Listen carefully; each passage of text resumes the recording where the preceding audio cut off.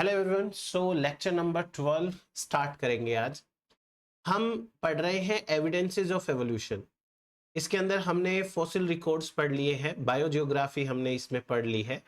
आज के लेक्चर में हम डिस्कस करेंगे एनाटॉमिकल एविडेंसेस।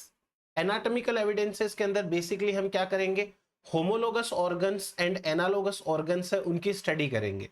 किस तरीके से ये होमोलॉजी एंड एनालॉजी एवोल्यूशन के अंदर हेल्प कर सकती है वो बात करेंगे। वेस्टिजियल ऑर्गन्स के बारे में भी थोड़ी सी बात करेंगे, बहुत ज्यादा नहीं करेंगे।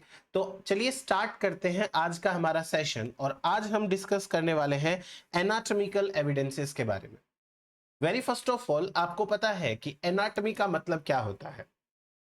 एनाटॉमी का मतलब होता है इंटरनल स्टडी, चाहे प्लांट हो या एनिमल हो। किसी भी लिविंग ऑर्गेनिज्म की यदि हम इंटरनल स्टडी करें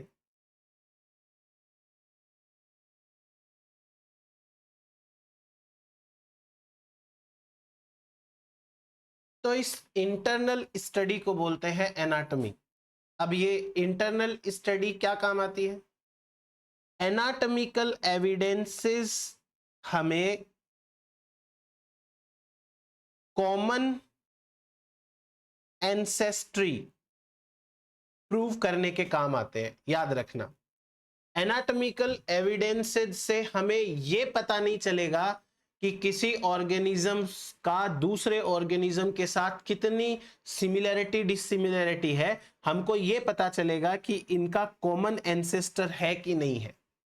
यदि एनाटॉमिकल फीचर्स मैच कर रहे हैं इसका मतलब उनका कॉमन एंसेस्टर है। बस इतनी सी बात हमको ध्यान रखनी है एविडेंसेस फ्रॉम एनाटॉमी से। कुछ सिंपल सिंपल चीजें समझते हैं।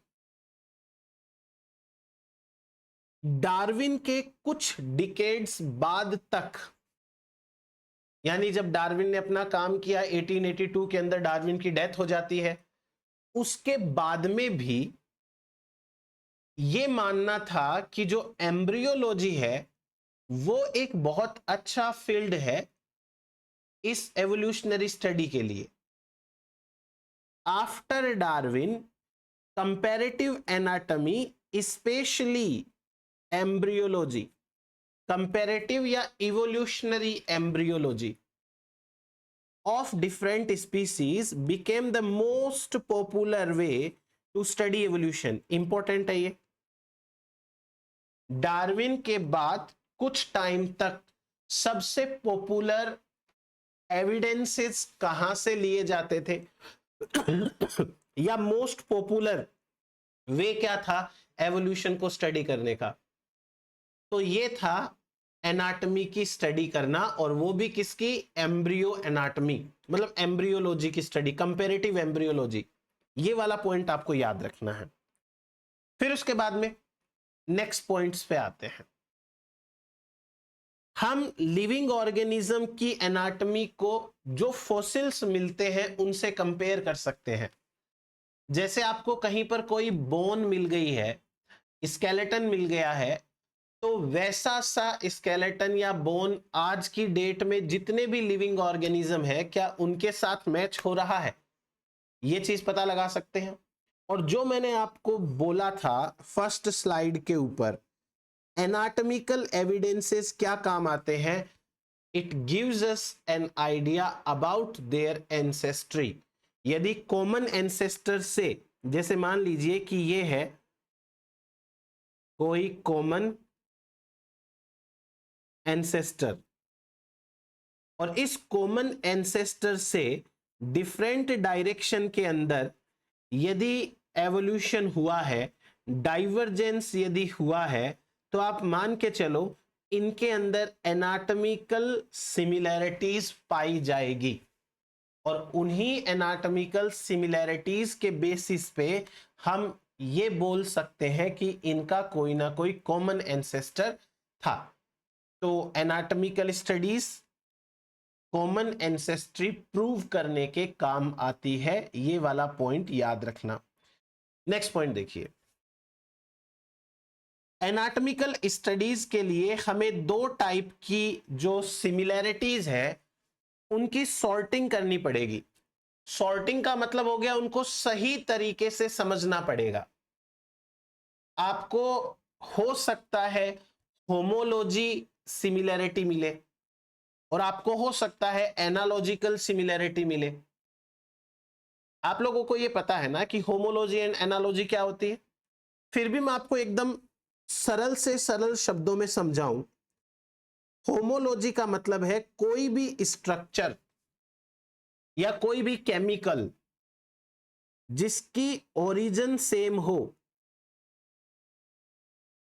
ओरिजिन तो कैसी हो, सेम, लेकिन ये फंक्शन अलग प्ले करता है डिफरेंट डिफरेंट ऑर्गेनिजम्स के अंदर। सॉरी,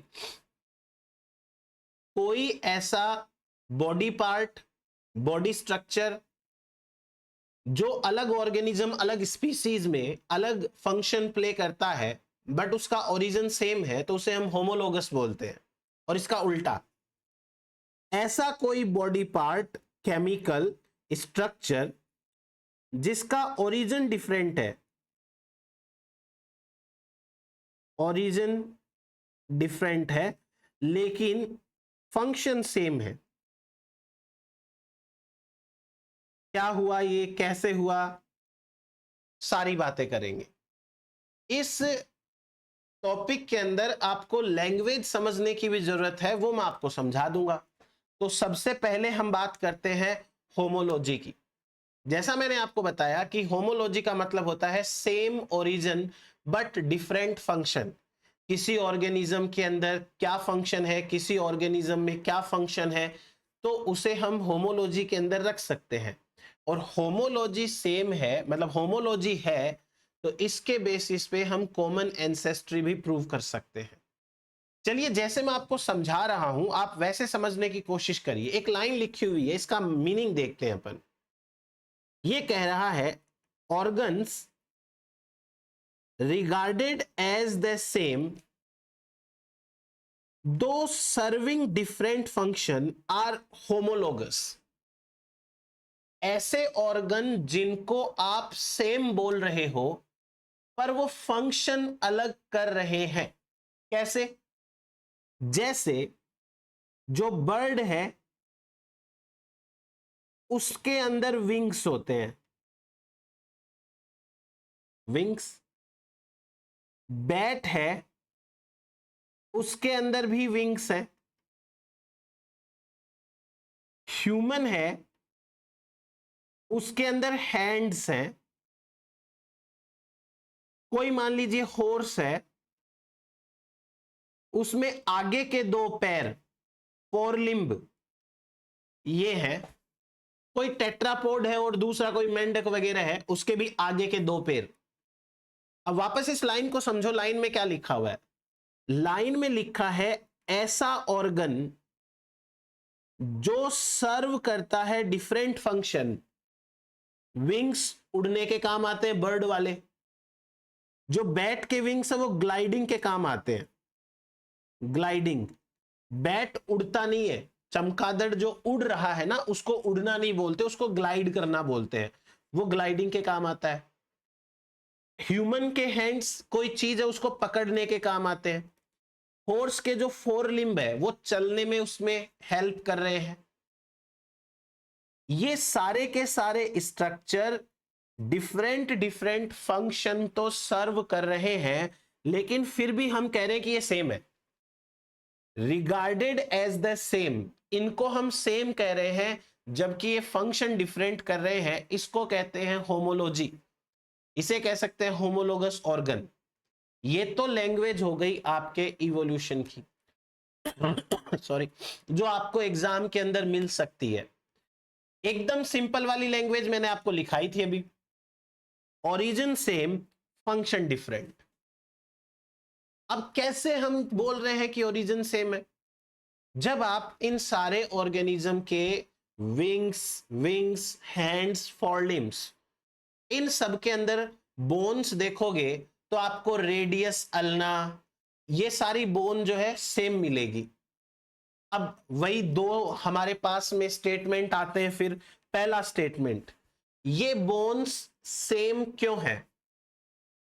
दो स्टेटमेंट, पहला स्टेटमेंट, इन सभी लिविंग ऑर्गेनिज्म में अलग अलग ऑटोमेटिक सेम सेम इवोल्यूशन हुआ, जिसके कारण सबके अंदर सेम टू सेम बोन बन गई। दूसरा, इन सबका कोई कॉमन एंसेस्टर था, उस कॉमन एंसेस्टर के अंदर वो बोन्स थी और उसी कॉमन एंसेस्टर से सबको बोन मिल गई।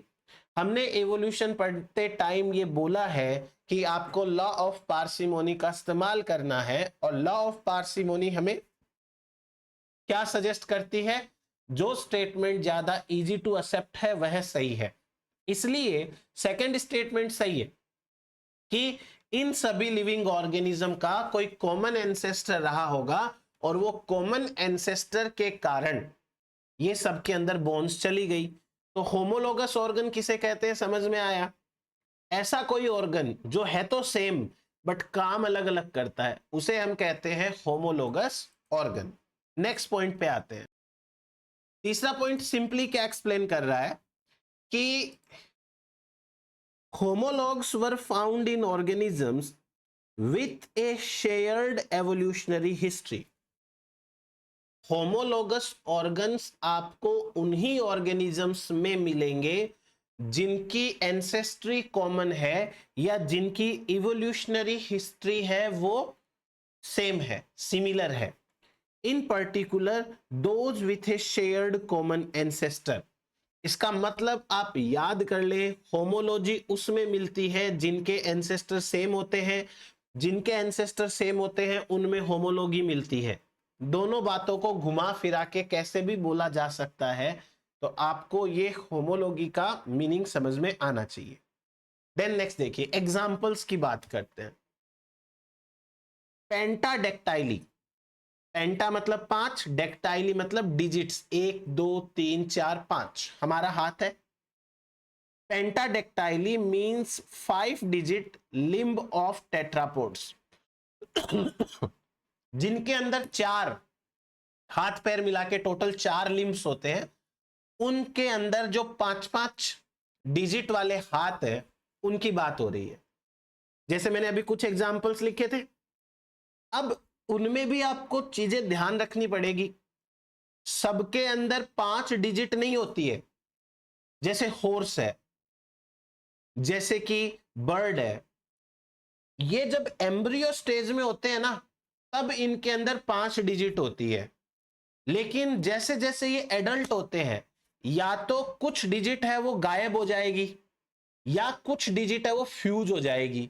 तो इनके अंदर उतनी डिजिट्स नहीं मिलती है जितनी बाकी में मिलती है, मतलब 5 नहीं मिलती है, 5 से कम हो जाती है। एक एग्जाम्पल है, अपन आराम से समझेंगे इसको। Tetrapods occupy a wide variety of environment. इसका मतलब है कि टेट्रापोड्स है वो नेचर में डिफरेंट एनवायरमेंट के अंदर रहते हैं, ठीक है। दूसरा point, they use their limbs for many different functions. वो अपने लिम्स को अलग अलग फंक्शंस के लिए यूज करते हैं। जैसे मैंने बताया, आदमी है वो पकड़ने के लिए चीजों को इस्तेमाल करता है, मंकी है वो भी पकड़ने के लिए चीजों को इस्तेमाल करते हैं, कोई चलने के लिए, कोई दौड़ने के लिए, कोई ऐसा है जो उड़ने के लिए इस्तेमाल करता है। ऐसे करके सबके अंदर अपने अपने उन लिम्स को यूज करने का तरीका है। अब सब अलग अलग तरीके से लिम्स को क्यों यूज कर रहे हैं? जाहिर सी बात है, नेचुरल सिलेक्शन। वो ऐसी जगह पर गए होंगे जिनमें उनके लिम्स को उस पर्टिकुलर वे में यूज करना पड़ा होगा, तो उसी हिसाब से वो यूज करते हैं। There is no clear functional or environmental reason why all of them should need a 5 digit rather than 3 7 4 2 1। ऐसे हमारे हाथ में 5 ही क्यों है? इसका कोई वैलिड, कोई फंक्शनल, कोई एवोल्यूशनरी रीजन नहीं समझ में आया। 4 होते तो क्या हो जाता, 3 होते तो क्या हो जाता, या 5 की जगह 6 होते, एक ही हाथ में 7 होते डिजिट्स तो क्या होता। तो दूसरा पॉइंट हमारे को समझ में आया कि पेंटाडेक्टाइली टेट्रापोड्स में पाई जाती है। लगभग जितने भी टेट्रापोड्स हैं उनमें हाथों में 5 उंगलियां होती हैं, 5 ही क्यों होती है उसका पता नहीं है क्लियर कट, कोई बात नहीं, नेक्स्ट पॉइंट पे आते हैं अपन। अर्ली टेट्रापोड्स में बोन्स हैं वो या तो लॉस्ट हो जाती है या फ्यूज हो जाती है, जैसे हॉर्स एंड बर्ड्स, इनमें या तो बोन है वो गायब हो गई है, तो इनमें 5 डिजिट्स नहीं पाई जाती है, कहने का मतलब है। अब देखो आप, ये आपके सामने एक बढ़िया सा डायग्राम बना रखा है, ये है अर्ली टेट्रापोड। इसके अंदर मान लो मैं कहता हूं कि ये एंसेस्टर है भाई, एंसेस्टर। इस एंसेस्टर के अंदर कौन कौन सी बोन्स है? ग्रीन कलर की ह्यूमरस है, रेड कलर की रेडियस है, ब्लू कलर की अल्ना है, और ये कार्पल्स, मेटाकार्पल्स, फेलेंजेस, ये सारी की सारी पाई जाती है, राइट। अब इस एंसेस्टर से सील, समुद्री जो सील होती है वो बनी, उसके अंदर भी ये ग्रीन कलर की ह्यूमरस, ये अल्ना और ये रेडियस और ये कार्पल, मेटाकार्पल्स और ये फेलेंजेस पाए जाते हैं। सेम बोन है। हॉर्स के अंदर देखो, हॉर्स में भी वही humerus, ulna, radius, carpal, metacarpals ये पाई जाती हैं। नीचे जाके देखो, इसमें एक डिजिट हो गई, 1 डिजिट, और बाकियों में देखो 1 2 3 4 5, 1 2 3 4 5। ह्यूमन के अंदर भी 1 2 3 4 5 5 है। इसमें भी ये green bone, blue bone, red bone पाई जाती है। इसे कहते हैं होमोलॉजी, होमोलोगस स्ट्रक्चर पाई जा रही है। क्यों? क्योंकि वो कॉमन एंसेस्टर के अंदर प्रेजेंट है। कॉमन एंसेस्टर में है तो आपके सामने है, सब में है। ये इस स्लाइड के ऊपर इतना ही आ पाया, इसलिए मैंने आपको 3 एग्जाम्पल लिए यहां पे सील, हॉर्स एंड ह्यूमन। अभी नेक्स्ट देखो, अब 3 और एग्जाम्पल है, बैट, बर्ड एंड टेरोसोर, जो कि आज की डेट में जिंदा नहीं है, एक्सटिंक्ट हो गया है। पहले जो डायग्राम लिखा दिख रहा है वो डायग्राम देखो, जो स्लाइड पे लिखा उसको रीड मत करो, एक बार सामने देखो, डायग्राम पे ध्यान दो। ये जो बर्ड, बैट और टेरोसोर है, इन तीनों के अंदर ये जो फोरहैंड है इनका काम तो आ रहा है उड़ने के लिए, फ्लाइट में काम आ रहा है, फ्लाइट। लेकिन जरा गौर से देखो इसको, ये जो बैट है इसके अंदर ये ह्यूमरस है, H फॉर ह्यूमरस, ये R फॉर रेडियस, और ये ब्लू से अल्ना है, ये तो मिल गई। पर इसके अंदर देखो 1 2 3 4 5 5 डिजिट है।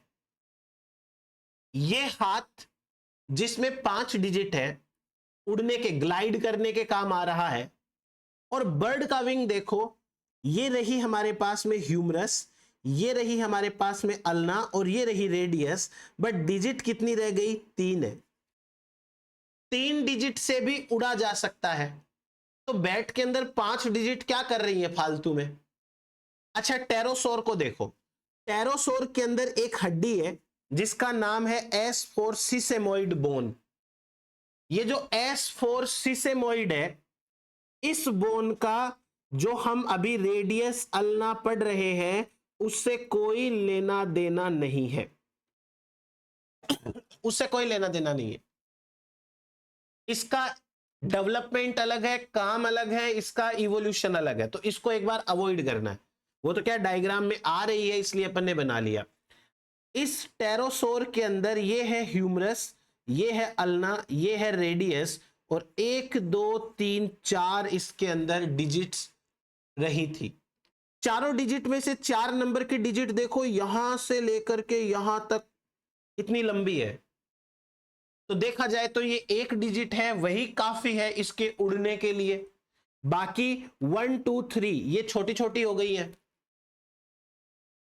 ऐसा क्यों हो रहा है उसके पीछे का रीजन नहीं पता, पर हां, ये जो बोन्स सिमिलर सिमिलर मिल रही है, जाहिर सी बात है कॉमन एंसेस्ट्री को रिप्रेजेंट कर रही है। इनके कॉमन एंसेस्टर के अंदर ऐसा हुआ था, इसीलिए इनके अंदर बोन्स ऐसी मिल रही है। अब पढ़ लेते हैं, all the bones shown are homologous. जितनी बोन्स यहाँ पे दिखाई ना, radius, ulna, carpal, metacarpals और ये फेलेंजेजेस, ये सारी की सारी होमोलोगस है among these organism except sesamoid bone in pterosaur. तो टेरोसोर की सेसेमोइड बोन है, ये बोन डिफरेंट डेवलपमेंट है, इसका ओरिजिन भी डिफरेंट है बाकी पूरे के पूरे लिम्ब स्केलेटन से। तो ये एग्जांपल आप लोगों को समझ में आया, डायग्राम से आपको अच्छे से ये चीज याद करनी है अपने को। अब एक नोट डाल के चीज लिखवा देता हूं मैं आपको कुछ। सो नोट में मैं आपको कुछ पॉइंट्स है वो बता देता हूं। जैसे पहला पॉइंट, ये जो अपन ने अभी पढ़ा उसी से रिलेटेड है। सम मॉडर्न टेट्रापोड्स जैसे horse, bird, in the adult form, यहां पे लिख देता हूं सम मॉडर्न टेट्रापोड, इसका मतलब है हॉर्स, बर्ड्स, आगे भी आ जाएगा, in the adult form do not appear to have 5 digit limb. पीछे वाले स्लाइड में हमने देखा था कि बर्ड के अंदर और जो हॉर्स है उनके अंदर 5-5 लिम्ब्स नहीं है। दूसरा point, wings of birds and bats are in different ways supported by less than 5 digit wings. मतलब बर्ड का विंग और जो ये बैट है इनका विंग है, अलग अलग तरीके से सपोर्ट किए गए हैं। एक बार वापस से मैं आपको दिखा दूं, थोड़ा सा ये रहेगा, देखो जो बैट है उस बैट की जो डिजिट्स हैं, इन डिजिट के बीच में ये स्किन है, आप समझ पा रहे होंगे, ये स्किन है, और जबकि ये फीदर्स है। बैट है, उसके विंग्स, उसके जो विंग्स है उनमें जो डिजिट्स है वो डिजिट्स के बीच में गैप है और गैप के बीच में स्किन है। लेकिन यहां पर देखो बर्ड की सारी डिजिट्स एक साथ आ गई है, और बाकी जो हमको विंग दिख रहा है बहुत बड़ा सा, एक्चुअली वो डेड पार्ट है, फीदर ही तो है ना वो, तो वो तो इस तरीके से इवोल्व हुआ है। अब ये दोनों चीजें अलग अलग तरीके से सपोर्ट की गई हैं। Next point, the limbs of horse and of some lizards also have less than 5 digits. ठीक है, एक लिजार्ड का एग्जाम्पल और याद रखना है, और वैसे सम लिजार्ड बोला है। नेक्स्ट पॉइंट, एक और चीज है, वेल होती है, वेल के अंदर बोनलेस हाइंड फिन्स होते हैं, जो कि एक तरीके से वेस्टिजियल ऑर्गन्स माने जाते हैं। ये टेट्रापोड की 5 डिजिट पैटर्न के कैरेक्टरिस्टिक फीचर की तरह ही है। अभी मैं आपको समझाऊंगा तो आपको समझ में आएगा, आगे अपन पढ़ेंगे, वेल का एग्जांपल लेंगे तो वापस ये पॉइंट आएगा। और लास्ट देखिए, all these limbs develop embryologically from 5 digit precursor stage, showing that they are fundamentally pentadactyl। चाहे हॉर्स हो, चाहे बर्ड हो, चाहे सम लिजार्ड हो, जब एम्ब्रियो होता है ना, तो एम्ब्रियो में होती है 5 डिजिट, और जब एडल्ट हो जाता है तो लेस देन 5 हो जाता है। वो चीज तो खैर अलग है, अपने को उसमें जाना नहीं है। तो ये हुआ हमारे पास में पेंटाडेक्टाइली का एक बढ़िया एग्जाम्पल जो होमोलॉजी को रिप्रेजेंट करता है। नेक्स्ट पॉइंट देखिए, another example of homology as well as divergent evolution. इस पिक्चर को गौर से देखिए, ये पिक्चर आपके काम की है। अब एग्जाम के अंदर आपको इस पे घुमा के क्वेश्चन पूछा जा सकता है, और इस पिक्चर को याद कर लीजिएगा, जब अपना लाइव सेशन होगा क्वेश्चन आंसरिंग का, तो मैं भी इस डायग्राम से आपके लिए अच्छे अच्छे क्वेश्चन फ्रेम करूंगा। ये डार्विन फिंचेज है, डार्विन फिंचेज। डार्विन फिंचेज के अंदर जो बीक की साइज और बीक का पैटर्न है, बीक साइज, शेप, फंक्शन, ये सब के अंदर अलग अलग है। जैसे हमारे हाथ, बर्ड के हाथ, बैट के हाथ, हॉर्स के हाथ क्या काम आते हैं, अलग अलग है, वैसे इनका ये फंक्शन अलग अलग है। तो ये डेवलप हुई है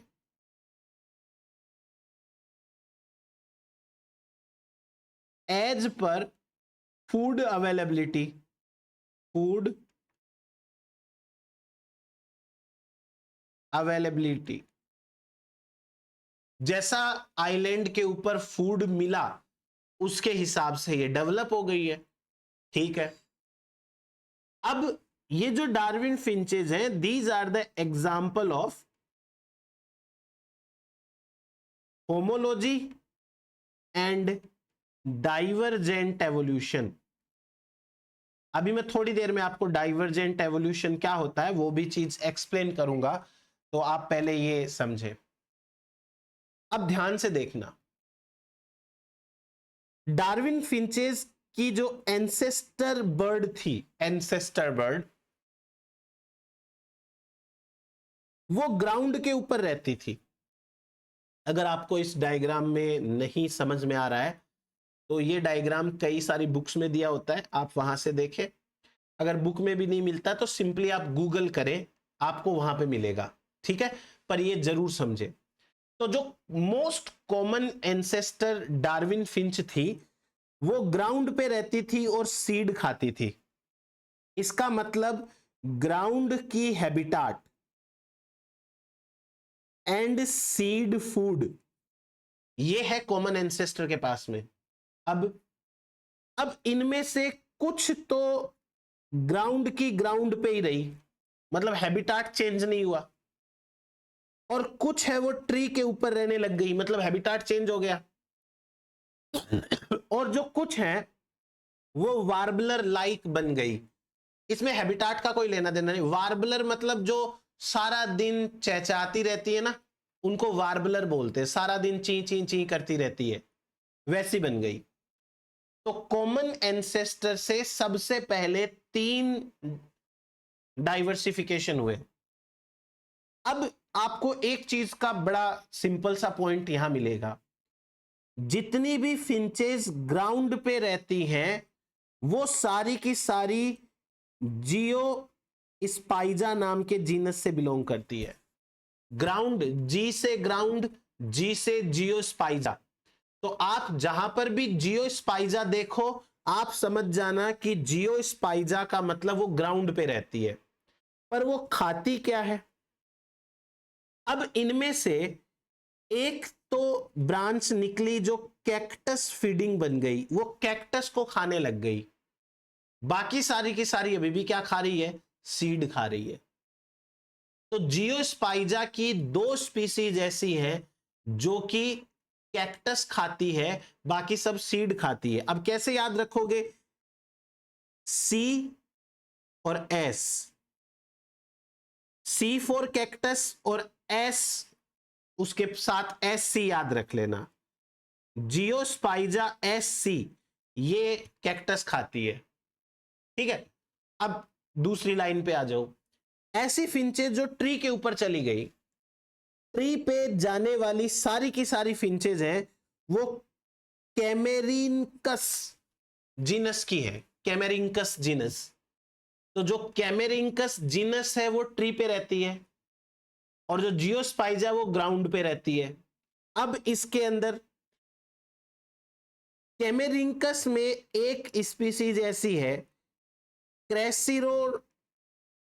क्रेसिरोस्ट्रिस, ये वेजिटेरियन है अभी भी, मतलब सीड वगैरह कुछ खाती होगी, फ्रूट वगैरह खाती होगी, और बाकी बन गई इंसेक्टिवोर्स।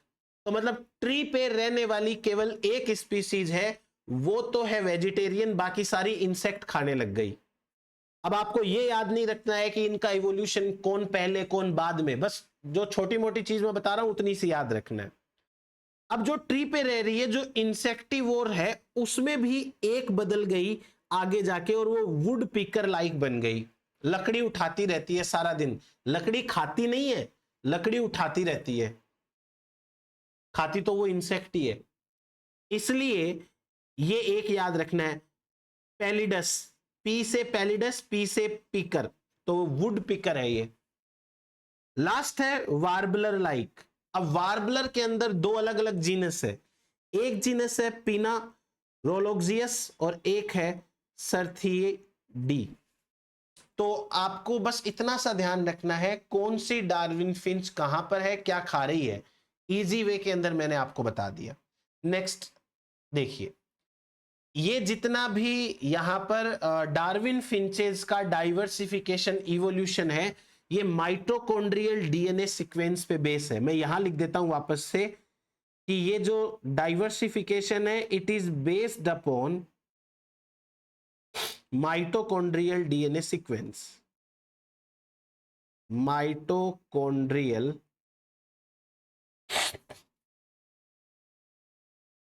डीएनए सीक्वेंस, ये माइटोकॉन्ड्रिया के डीएनए सीक्वेंस पर बेस्ड है। नेक्स्ट आ जाते हैं अपन। Homology were found in organisms with a shared evolutionary history, in particular those with a shared common ancestor. ये लाइन आ चुकी है पहले, छोड़ दो इसको। दूसरा एक और एग्जाम्पल होमोलॉजी का एग्जाम्पल है ब्रेन ऑफ रिप्रेजेंटेटिव वर्टिब्रेट्स। हमारा ब्रेन जो है उसमें कुछ स्ट्रक्चर्स ऐसी हैं जैसे cerebellum, cerebrum, medulla, olfactory bulb and optic lobes. ये होमोलॉजी का एग्जाम्पल है। ओरिजिन इनका सबका सेम है, लेकिन ये स्पेशलाइज हो गई हैं अलग अलग ऑर्गेनिज्म में अलग अलग तरीके से। फॉर एग्जाम्पल देखिए, एक चीज याद रखनी, अभी डायग्राम में समझ में आ जाएगा। ह्यूमन के अंदर सेरेब्रम का एनलार्जमेंट हो गया और सेरेब्रम एनलार्जमेंट होने के कारण उसने ऑल्फैक्टरी बल्ब और ऑप्टिक लोब्स को कवर कर लिया, वो दिखती नहीं है बाहर से। जैसे आपको डायग्राम बताता हूं, हम क्या पढ़ रहे हैं, एग्जाम्पल पढ़ रहे हैं होमोलॉजी के। पहला एग्जाम्पल क्या पढ़ा, पेंटाडेक्टाइली लिम्ब। दूसरा एग्जाम्पल क्या पढ़ा, बीक इन डार्विन फिंचेस। तीसरा एग्जाम्पल क्या पढ़ रहे हैं, ब्रेन इन वर्टिब्रेट्स। देखो ये सबके ब्रेन है। फिश है, इसमें लेबलिंग की गई है, बाकी में लेबल नहीं किया गया। फिश के अंदर medulla, cerebellum, optic lobe, cerebrum, olfactory bulb, ये चीजें पाई जा रही हैं। अब आप खुद देखो, सेम टू सेम चीजें रेप्टाइल में भी है, बर्ड में भी है, कैट में भी है, लेकिन ह्यूमन के अंदर ये जो पार्ट है इट इज सेरेब्रम, और इस सेरेब्रम ने इतना ज्यादा कवर कर लिया इसको, पूरी चीजों को, कि जो दिख नहीं रही है। तो ये एग्जाम्पल भी किस में आ जाएगा, होमोलॉजी के अंदर आ जाएगा। आप चाहो तो इसको डाइवर्जेंट एवोल्यूशन का एग्जाम्पल दे सकते हो। तो चलिए डाइवर्जेंट एवोल्यूशन आ गया। डाइवर्जेंट एवोल्यूशन का ही दूसरा नाम है अडप्टिव रेडिएशन। आराम से एक एक चीज समझते हैं अपन, क्या होता है कैसे होता है। सबसे पहले है अडप्टिव, मतलब अडप्ट होना। दूसरा मतलब है रेडिएशन। रेडिएशन का मतलब क्या होता है, आप लोगों ने एक चीज पे गौर किया कि हमारे कमरे में मान लो बीच में एक बल्ब लगा हुआ है, ये लाइट का बल्ब लगा हुआ है। लाइट के बल्ब से हर डायरेक्शन के अंदर रेडिएशंस निकलती हैं, हमको दिखाई नहीं देती बट निकलती तो है ना। तो जो बल्ब है वो तो हो गया सोर्स, और उस सोर्स से रेडिएशंस निकल रही है, तो ये मतलब है रेडिएशन का। अडप्टिव रेडिएशन का क्या मतलब है, जो बल्ब है उसकी जगह हमको मानना है कि एक कोई पॉपुलेशन है, ये है common ancestral population, common ancestor population. अब जैसे बल्ब है वैसे ये सोर्स है, बल्ब से रेडिएशन निकलती है, कॉमन एंसेस्टर पॉपुलेशन से यहां के जो मेंबर्स हैं वो अपनी मेन हैबिटाट छोड़ के डिफरेंट डायरेक्शंस में जाएंगे। जैसे बल्ब से रेडिएशन निकली वैसे कॉमन पॉपुलेशन से मेंबर्स निकले। फिर जब ये नई हैबिटाट में जाएंगे तो इनको नई हैबिटाट में नया एनवायरनमेंट मिलेगा। ये है नई हैबिटाट में नया नया एनवायरनमेंट, नई हैबिटाट में नया एनवायरनमेंट। जैसे ऐसे ही बोल देता हूं मैं, ये एनवायरनमेंट 1 है, ये एनवायरनमेंट 2 है, ये एनवायरनमेंट 3 है, ये एनवायरनमेंट 4 है, एनवायरनमेंट 5 है, एनवायरनमेंट 6 है। अब ये उस एनवायरनमेंट में जाके समय के साथ अडप्ट हो जाएंगे, एक दूसरे से रिप्रोडक्टिवली आइसोलेट हो जाएंगे, तो फ्यूचर में डेफिनेटली ये नई पॉपुलेशन, नई स्पीसीज बनाएंगे। इसी का नाम है अडप्टिव रेडिएशन। रेडिएशन के साथ अडप्ट होना अडप्टिव रेडिएशन कहलाता है, जो कि एक एवोल्यूशन का बहुत इंपॉर्टेंट, बहुत बढ़िया तरीका होता है। इसी का नाम है डाइवर्जेंट, डाइवर्ज होना। एक रास्ता है, रोड है, रोड जाते जाते साइड में डाइवर्ज हो गई और उस साइड में दूसरा कोई डेस्टिनी है। एक पॉपुलेशन है, समय के साथ रिप्रोडक्शन कर रही है और रिप्रोडक्शन करते करते सॉरी, ये पॉपुलेशन है, समय के साथ रिप्रोडक्शन कर रही है, डिसेंडेंट्स बना रही है। एक समय ऐसा आएगा जब ये पॉपुलेशन दो डायरेक्शन के अंदर डाइवर्ज हो जाएगी, इसी को डाइवर्जेंस कहते हैं। ये जो कॉमन एंसेस्ट्रल पॉपुलेशन हमने ली है, ये कॉमन पॉपुलेशन समय के साथ रिप्रोड्यूस कर रही है और देखो डिफरेंट डायरेक्शन के अंदर चले गए, इसे कहते हैं डाइवर्जेंट एवोल्यूशन। सो कुल मिलाकर के ये हुआ हमारे पास में अडैप्टिव रेडिएशन या डाइवर्जेंट एवोल्यूशन का मीनिंग। अब मेरे दिमाग में एक सवाल आता है कि कॉमन एंसेस्ट्रल पॉपुलेशन है, इस पॉपुलेशन के मेंबर्स आखिर अपनी हैबिटाट छोड़ के क्यों गए? हमने इकोलॉजी के अंदर पढ़ा है कि कोई भी ऑर्गेनिज्म होता है वो अपनी हैबिटाट के लिए बेस्ट अडेप्टेड होता है। कोई भी ऑर्गेनिज्म अपनी हैबिटाट को यदि छोड़ देता है तो वो प्रॉपर तरीके से सरवाइव नहीं कर पाता है, क्योंकि अपनी हैबिटाट में ही ऑर्गेनिज्म की बेसिक डिमांड्स फुलफिल होती है। तो आखिर यहां वाले कॉमन एंसेस्टर से पॉपुलेशंस अपनी हैबिटाट छोड़ के क्यों गई? तो इसके पीछे कुछ इकोलॉजिकल रीजन होते हैं। जब कभी भी कॉमन हैबिटाट के अंदर फूड रिसोर्सेज कम हो जाते हैं, कंपटीशन बढ़ जाता है, तो ऐसे केस में यहां के जो मेंबर्स होते हैं वो अपनी हैबिटाट छोड़ करके दूसरी जगह चले जाते हैं। समझ में आई बात आपको? इसलिए यहां से मेंबर्स डिफरेंट डायरेक्शन में गए। एन एंसेस्ट्रल स्पीसीज इवॉल्व, ये एंसेस्ट्रल स्पीसीज है, ये इवॉल्व होती है into A number of descendant species. यहां पर थी वो एक डिसेंडेंट, दूसरा डिसेंडेंट, तीसरा, चौथा, पांचवा, छठा, number of descendant species, each with distinct ecological adaptation. सबकी अपनी अलग इकोलॉजिकल अडेप्टेशन है क्योंकि सभी अलग एनवायरनमेंट में गई थी। तो ये होता है अडेप्टिव रेडिएशन का मतलब। अब उसका एग्जांपल देखो, डार्विन फिंचेस। अभी मैंने थोड़ी देर पहले बोला था डार्विन फिंचेस का। डार्विन फिंचेस में mechanism by which the finches initially diverse is still an area of active research. Darwin finches क्यों डाइवर्स हुई उसका पता नहीं है, अभी भी उस पर रिसर्च चल रही है। मैंने अभी जो पीछे आपको ये दो चीजें बताई, फूड रिसोर्सेज कम हो जाती है, कंपटीशन बढ़ जाती है, वो दोनों चीजें तो बेसिक रीजन है, पर डार्विन फिंचेस के डाइवर्सिफिकेशन का एक्चुअल रीजन क्या है उस पे अभी भी रिसर्च चल रही है, तो उसके ऊपर अपन बात नहीं कर रहे। दूसरा पॉइंट, एक ऐसी प्रपोजिशन बनाई गई है कि जो फिंचेस हैं were able to have a non-adaptive allopatric speciation। Non adaptive का मतलब वो चली तो गई दूसरी जगह बट अडप्ट नहीं हो पाई। अच्छा, उससे क्या होगा?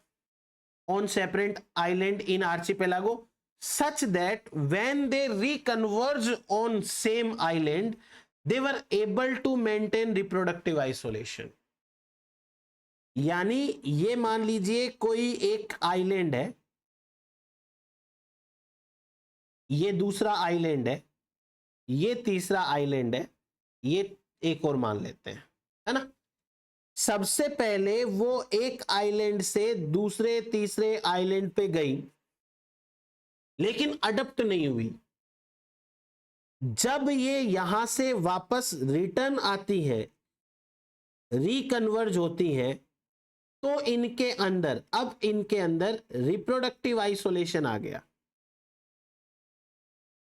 और रिप्रोडक्टिव आइसोलेशन मेंटेन किया इन्होंने, और रिप्रोडक्टिव आइसोलेशन मेंटेन किया तो आज ये नई स्पीसीज बन गई। मतलब पहले वो अलग हुई बट नॉन अडप्टिव, अडप्टेशन उनके अंदर आई नहीं, फिर उन्होंने रिकन्वर्ज, वापस कन्वर्ट हुई कुछ आइलैंड्स के ऊपर, पर फिर भी उन्होंने रिप्रोडक्टिवली एक दूसरे से आइसोलेट रखा खुद को और नई स्पीसीज बन गई। ये एक रीजन हो सकता है। एक आपको एग्जाम्पल ध्यान रखना है, सिचलिड ऑफ अमेरिकन ग्रेट लेक्स किसका एग्जाम्पल है? डाइवर्जेंट एवोल्यूशन का। डाइवर्जेंट एवोल्यूशन या अडप्टिव रेडिएशन का एग्जाम्पल है सिचलिड्स। ये एक फिश होती है, वो फिश अफ्रीका की लेक्स के अंदर पाई जाती है, तो ये भी एक एग्जाम्पल है डाइवर्जेंट एवोल्यूशन का, जैसे कि नॉर्मली अपना डार्विन फिंचेज वाला एग्जाम्पल है, सेम टू सेम वैसे ही। तो ये एक और एग्जाम्पल याद रखना है। तो आपको ये बस एग्जाम्पल याद रखना है और डायग्राम्स में जो फिशेज की स्पीसीज दे रखी है वो याद करने की जरूरत नहीं है। नेक्स्ट आते हैं मार्सुपियल्स पे। Marsupials are also a good example of divergent evolution.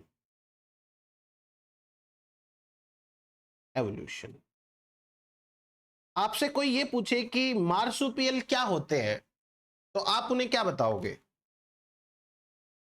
आपको सिंपली ये बताना है कि मार्सुपियल ऐसे प्लेसेंटल मैमल्स होते हैं, प्लेसेंटल ऑर्गेनिजम्स होते हैं जिनके अंदर बच्चे का जन्म बहुत इमेच्योर स्टेज में हो जाता है और फिर वो उस बच्चे को अपने पाउच के अंदर बड़ा करते हैं। यानी कि बॉडी के बाहर तो वो बहुत इमेच्योर स्टेज में आ जाता है, बर्थ तो उसका हो जाता है बहुत इमेच्योर स्टेज में, लेकिन बाद में वो पाउच के अंदर बड़ा होता है, तो वो होता है प्लेसेंटल मार्सुपियल्स। ये एग्जाम्पल भी किसका है? अपना डाइवर्जेंट एवोल्यूशन का। देखिए, सबसे पहले सिंपल सी चीज लिखिए कि they are the diverse group of mammals belonging to infraclass marsupialia. इसका तो कोई मतलब नहीं है। दूसरी लाइन देखो, they are primarily found in Australia, Wallacea and America. ये जरूर याद रखना, मार्सुपियल्स का डिस्ट्रीब्यूशन कहां कहां पे है? ऑस्ट्रेलिया में है, वलासिया में है, अमेरिका के अंदर है। AWA, ये याद कर लेना। फिर इनका कैरेक्टरिस्टिक डिस्टिंग्विशेबल फीचर क्या है? One of the defining feature of marsupial is their unique reproductive strategy. उनका रिप्रोडक्शन का तरीका देखो, बहुत यूनिक है। क्या है? Young are born in a relatively undeveloped stage. बच्चा जब डेवलप पूरा नहीं हो चुका तभी पैदा हो जाता है, लेकिन उसके बाद में वो एक पाउच के अंदर नरिश किया जाता है, तो वो मार्सुपियल होते हैं। आपको ये 3 जो पॉइंट लिखा है उनमें से ये याद नहीं रखना है, दूसरा पॉइंट याद रखना है, तीसरा पॉइंट समझने के लिए है। नेक्स्ट देखिए, ये जैसे डायग्राम दे दिया अपन को, है ना। अब इनके अंदर ये जितने भी मार्सुपियल है, ऑस्ट्रेलिया के अंदर इनका अडप्टिव डाइवर्जेंस या डाइवर्जेंट एवोल्यूशन, अडप्टिव रेडिएशन हुआ है। बस इतनी सी चीज याद रखनी है। जब हम इन प्लेसेंटल ऑर्गेनिज्म का कंपैरिजन करते हैं अमेरिका के, साउथ अफ्रीका के प्लेसेंटल मैमल्स के साथ, तब ये कन्वर्जेंट एवोल्यूशन का एग्जाम्पल हो जाते हैं। अभी तो ये डाइवर्जेंट एवोल्यूशन में क्या करना आपको कि मार्सुपियल की कॉमन पॉपुलेशन थी और वो कॉमन पॉपुलेशन डिफरेंट हैबिटाट्स में गई तो डिफरेंट हो गई। फिर अपन बाद में देखेंगे कन्वर्जेंट एवोल्यूशन में दोबारा आएंगे। नेक्स्ट पॉइंट, अडप्टिव रेडिएशन हुआ है, इसके लिए आपको 4 पॉइंट्स पे ध्यान देना है। आपको एक सिंपल सी चीज बताता हूं मैं। मान लो कि आपको कोई ऐसी अलग अलग स्पीसीज मिले जिनके अंदर आपको होमोलॉजी मिलती है, आप कैसे कंफर्म करोगे कि ये अडप्टिव रेडिएशन का एग्जाम्पल है? उसके लिए 4 बातों पे ध्यान देना है। पहला point, common ancestry of component species. उन सभी स्पीसीज की कॉमन एंसेस्ट्री होनी चाहिए। जैसे स्पीसीज ए है या 1 है, स्पीसीज 2 है, स्पीसीज 3 है, स्पीसीज 4 है, स्पीसीज 5 है, स्पीसीज 6 है। इन सब की कॉमन एंसेस्ट्री होनी चाहिए, तो वो आपको होमोलॉजी देख के पता चल जाएगा। मतलब आप एक आइडिया तो लगा ही सकते हो। स्पेशली ए रिसेंट एंसेस्ट्री, लेटेस्ट में एक एंसेस्टर होना चाहिए। नोट दैट दिस इज, अच्छा ये नोट वो वाला नोट है, note that this is not the same as monophyly. Monophyly अलग होता है। मोनोफाइली का मतलब होता है कि जब किसी ग्रुप का केवल एक जीनस ही हो, या एक जीनस में एक स्पीसीज हो, या एक एंसेस्टर की कोई एक डिसेंडेंट ही जिंदा हो, तो उसे मोनोफाइली कहते हैं। वैसा नहीं होना चाहिए। जैसे सपोज करो कि कोई एंसेस्टर है और इस एंसेस्टर का बस एक ही डिसेंडेंट है, इसको बोलते हैं मोनोफाइली। यहां पर एंसेस्ट्री है, जैसे ये वाला कि यहां पर ए फॉर एंसेस्टर और इस एंसेस्टर की डिफरेंट स्पीसीज। तो अडप्टिव रेडिएशन के लिए पहला पॉइंट क्या जरूरी है? Common ancestry. दूसरा पॉइंट ये है कि फिनोटाइप एंड एनवायरनमेंट में कोरिलेशन होना चाहिए। जैसा फिनोटाइप है वैसा उसके अकॉर्डिंग एनवायरनमेंट वहां पे होना चाहिए। बेटर टू से जैसा एनवायरनमेंट है उसके अकॉर्डिंग फिनोटाइप होना चाहिए। फॉर एग्जांपल डार्विन फिंचेस, जैसा फूड अवेलेबल है वैसी बीक है। चीज समझ में आई? तो जिस तरीके का एनवायरनमेंट है, यदि आपको लग रहा है कि ये ऑर्गेनिज्म अपने एनवायरनमेंट के अकॉर्डिंग अडप्ट हो रखे हैं, तो शायद वो अडप्टिव रेडिएशन हो सकता है। जहां भी जाएंगे अपने एनवायरनमेंट के अकॉर्डिंग उनके अंदर करेक्टर मिलेगा। जैसे पेंटाडेक्टाइली वाला ले लीजिए, बर्ड्स के अंदर हवा में उड़ने के लिए अडप्टेशन है, ह्यूमन के अंदर पकड़ने के लिए अडप्टेशन है, व्हेल के अंदर तैरने के लिए अडप्टेशन है। तो यदि सबके अंदर अपने अपने एनवायरनमेंट के अकॉर्डिंग अडप्टेशन है, तो वो शायद क्या हो सकता है? अपना अडप्टिव रेडिएशन का एक अच्छा एग्जाम्पल हो सकता है। Next point, trait utility. जो कोई ट्रेट एनवायरनमेंट के अकॉर्डिंग आया है वो यूजफुल होना चाहिए। ऐसा नहीं हो कि वो यूज ही नहीं हो रहा है और हमको लग रहा है कि ये होमोलॉजी है, बट वो होमोलॉजी ना हो। तो कोई भी ट्रेट है उसकी इंपॉर्टेंस भी होनी चाहिए द परफॉर्मेंस और fitness advantage of trait value in their corresponding environment. यानी वो ट्रेट है ऑर्गेनिज्म की फिटनेस में रोल प्ले करना चाहिए, should play a role in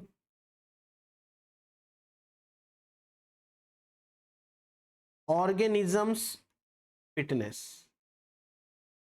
organism की फिटनेस के अंदर रोल प्ले करना चाहिए, तो ऐसा कोई ट्रेट होना चाहिए। और लास्ट, रैपिड स्पेशिएशन। देख के लगना चाहिए कि यहां पर स्पेशिएशन हो रखा है, प्रेजेंस ऑफ वन और मोर burst in the emergence of new species around the time that ecological and phenotypic divergence is underway। जिससे देख के लगे कि हाँ अब ये चेंजेस आ रहे हैं। कैसे पता चलेगा? ऐसे पता चलेगा कि जो स्पीसीज है डिफरेंट, वो डिफरेंट स्पीसीज एक कॉमन एंसेस्टर से आई है। जो कॉमन पॉपुलेशन है उसके कुछ मेंबर्स रिप्रोडक्टिवली आइसोलेट हो रखे हैं, रिप्रोडक्शन ही नहीं कर रहे हैं, या वो मेंबर्स है वो अलग टाइप का फूड खा रहे हैं, कुछ मेंबर अलग टाइप का फूड खा रहे हैं। तो हो सकता है नियर फ्यूचर के अंदर डाइवर्जेंस आ जाए। इसलिए ऐसा भी लगना चाहिए वहां पर कि स्पेसिएशन हो रहा है, एक कॉमन पॉपुलेशन, और उसमें मान लो आपको पता चले कि रेड कलर वाले इंसेक्ट हैं वो ब्लैक इंसेक्ट के साथ मैटिंग नहीं कर रहे हैं, तो इसका मतलब वो स्पेसिएशन चल रहा है फिर इनके अंदर। ये कुछ चीजें हैं जिनसे हमें आइडिया लगेगा डाइवर्जेंट एवोल्यूशन का। 4 पॉइंट है, चारों याद करने हैं। नेक्स्ट आ जाओ। Occupying a new environment might take place under following condition. एक नया एनवायरमेंट है, उसमें क्यों जाएगा कोई ऑर्गेनिज्म, उसके पीछे कुछ रीजन दे रखे हैं। जो मैंने आपको बोला था ना कि कॉमन पॉपुलेशन है उसके अंदर दिक्कतें आ जाती है, फूड कम हो जाता है, कंपटीशन बढ़ जाती है। इन दैट केस वहां पर प्रॉब्लम क्या आएगी कि भाई ऑर्गेनिज्म को छोड़ना पड़ेगा। पर नया एनवायरमेंट में एक ऑर्गेनिज्म जा रहा है, उसके पीछे क्या स्ट्रेटेजी हो सकती है? पहला, a new habitat just opened up. आपको पता चले कि आपके एरिया में या आपके एरिया से थोड़ा सा दूर एक बहुत बढ़िया कॉलोनी बनने वाली है, जिसमें प्लॉट्स हैं वो भी सस्ते हैं, अच्छी लोकेशन है, अच्छे लोग रहने वाले हैं, आपका मन करेगा ना वहां जाके रहने का। सिमिलरली जब ऑर्गेनिज्म को अपने ओरिजिनल हैबिटाट के आसपास अगर कोई ढंग का हैबिटाट मिलता है तो ऑर्गेनिज्म कोशिश करेगा वहां जाके रहने की। ऑर्गेनिज्म वहां जाने की सोचेगा। तो ये एक रीजन होता है कि नया हैबिटाट बना है। जैसे a volcano for example can create new groups in the middle of ocean. Example भी है हवाई एंड गैलापेगस। कैसे होता है मैं बताता हूं। मान लीजिए कि ये है ओशन का पानी, ये ओशन है। ओशन के अंदर बॉटम में वॉल्केनो होते हैं, ज्वालामुखी, पानी के नीचे ज्वालामुखी होते हैं, ऐसे अनेक ज्वालामुखी हैं। जब इन ज्वालामुखी से लावा बाहर निकलता है पानी के अंदर, तो वो पानी के अंदर ही धीरे धीरे कूल डाउन हो जाता है ऐसे। अब जब 100 साल 200 साल बाद दोबारा यदि इसी वॉल्केनो से वापस मैग्मा निकले, तो जो पहले वाला मैग्मा उसको धक्का लगेगा, ये ऊपर की तरफ शिफ्ट होगा और नया मैग्मा नीचे आ जाएगा, ये ऊपर की तरफ शिफ्ट हो गया, ऐसे करके। ऐसे करते करते ऐसा टाइम आएगा जब वो मैग्मा वाटर की सरफेस के भी बाहर निकल आएगा और हमको क्या लगेगा कि एक आइलैंड बन गया है। वो आइलैंड एक्चुअली क्या है? वो आइलैंड बहुत सालों के रिपीटेड वॉल्केनिक एक्टिविटी से जो मैग्मा निकला था उसका ठंडा फॉर्म है, मतलब वो ठंडा हो जाता है बार बार निकलने से। तो ये आइलैंड्स जब बन जाते हैं तो नई हैबिटाट क्रिएट हो जाती है। एक एग्जांपल दे रखा है ऐसे।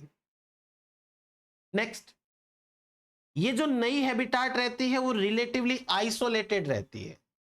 एक यहां आइलैंड है, एक यहां है, एक यहां है, एक यहां है, रिलेटिवली आइसोलेटेड है। आइसोलेटेड होने के साथ जब भी कभी वॉल्केनो इरप्ट होता है तो जो मेनलैंड होता है वहां पर बहुत सारा लाइफ फॉर्म है उसको डिस्ट्रॉय कर देता है। जाहिर सी बात है, ज्वालामुखी जब फटेगा तो ज्वालामुखी के फटने से लाइफ डिस्टर्ब हो जाती है। लाइफ डिस्टर्ब हो गई तो इससे क्या होगा, terrestrial plant and animal species जो वहां पे रहती थी वो डिस्ट्रॉय हो गई। अब वही स्पीसीज में से कुछ जो है वो वापस रिकोलोनाइज कर लेगी उस एरिया को विदाउट इवॉल्विंग ग्रेटली। जैसे मैं बताता हूं, ये मान लो कोई फॉरेस्ट है और इसके आसपास जो है वो वॉल्केनिक एक्टिविटी हुई और इतना एरिया डिस्ट्रॉय हो गया। ये है डिस्ट्रॉयड एरिया। ठीक, अब क्या होगा, जब ये एरिया डिस्ट्रॉय हुआ है तो जो ये रिमेनिंग एरिया है इसी एरिया के ऑर्गेनिज्म इधर की साइड आएंगे और ये वापस इसको रिकोलोनाइज कर लेंगे विदाउट इवॉल्विंग ग्रेटली। यानी यहां कोई इवोल्यूशन नहीं होगा, यहां रिकोलोनाइजेशन होगा। एक हैबिटाट जो खराब हो चुकी है उस खराब हैबिटाट का रिकोलोनाइजेशन हो जाएगा वहां पे। तो ये हुआ अपने पास। Next point, however if a newly formed habitat is isolated, जैसे ये नए हैबिटाट है और ये आइसोलेटेड हैबिटाट है,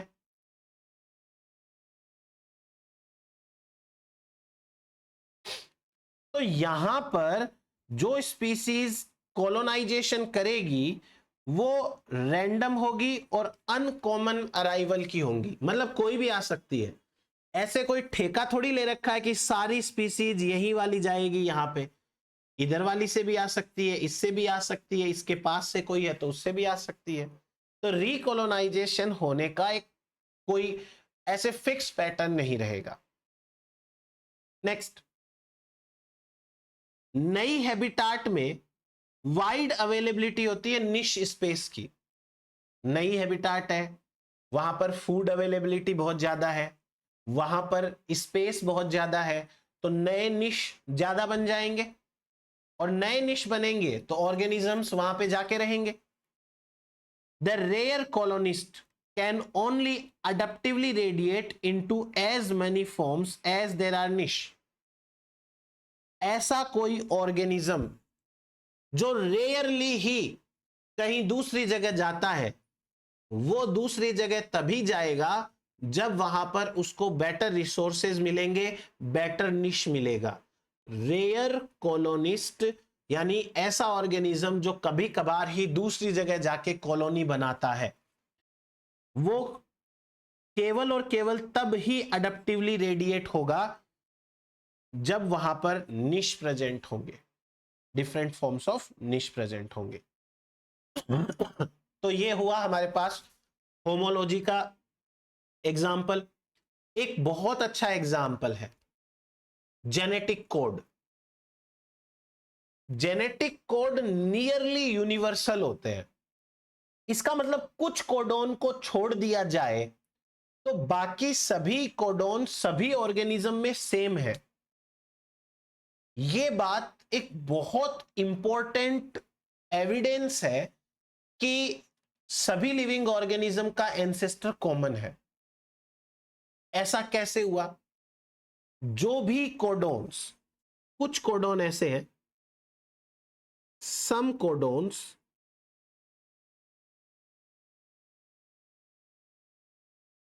जो डिफरेंट फंक्शन करते हैं,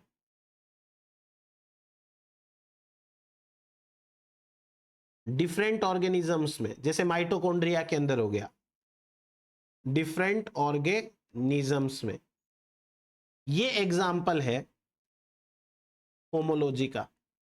कोडोन तो सेम है, पर हमारे अंदर कुछ कोड कर रहा है, माइटोकॉन्ड्रिया में कुछ और ही कोड कर रहा है। हमारे अंदर एक कोडोन स्टॉप कोडोन है, माइटोकॉन्ड्रिया में वो कोडोन स्टॉप कोडोन नहीं है। ओरिजिन सेम है बट फंक्शन डिफरेंट हो गया, इसी को होमोलॉजी कहते हैं। जेनेटिक कोडोन के लिए एक हाइपोथेसिस दे रखी है जिसे कहते हैं फ्रोजन एक्सीडेंट, और क्रिक ने दी थी ये। इसका मीनिंग समझा देता हूं मैं।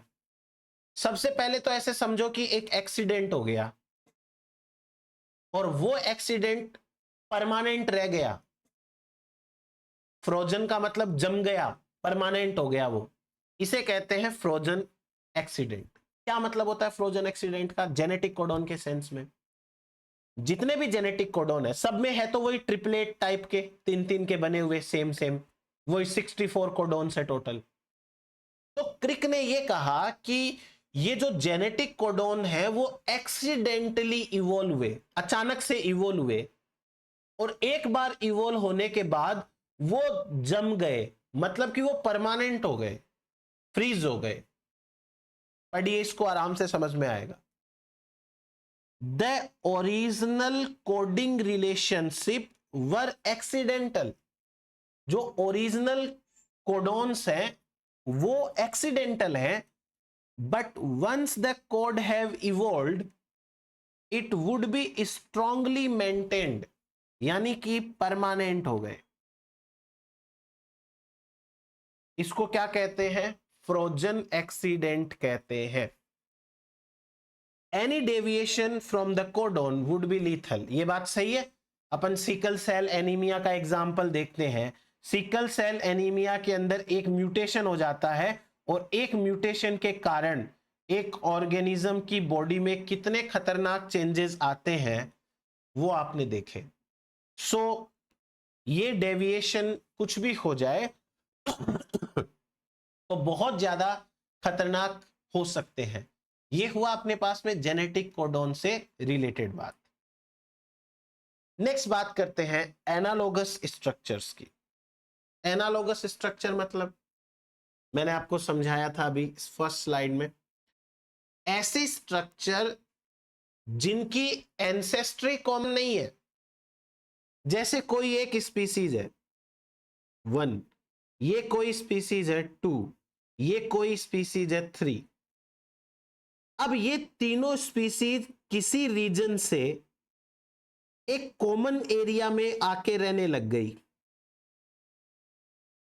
ये तीनों स्पीसीज हैं, इनका एंसेस्टर अलग अलग है, पर ये कॉमन एनवायरनमेंट के अंदर आके रहने लग गई। अब कॉमन एनवायरनमेंट में आने के कारण इनके ऊपर कॉमन एनवायरमेंटल फोर्स और कॉमन नीड्स लगेंगी, और ऐसे में ये स्पीसीज कुछ सिमिलैरिटीज डेवलप कर लेती है। सेम स्ट्रक्चर, जैसे कोई प्लांट यदि डेजर्ट में जाके रहेगा तो उसको डेजर्ट के अकॉर्डिंग अडेप्टेशन लाने पड़ेंगे।